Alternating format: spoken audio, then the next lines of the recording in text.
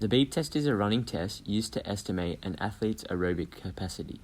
The test requires participants to run 20 meters back and forth across a marked track, keeping time with the beeps.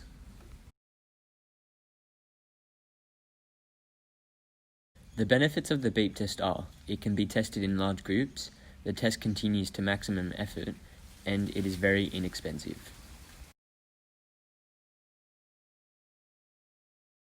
Disadvantages of the beep test are: practice and motivation levels can influence the score attained, and the environmental conditions can affect results.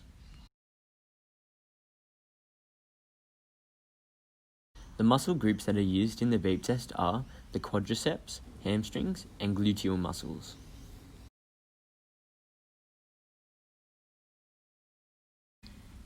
You can improve your results for the beep test by doing a slow run between 3 to 10 kilometers, repeating sprints, example 10 sprints for 200 meters, or a kilometer run repeated 3 times.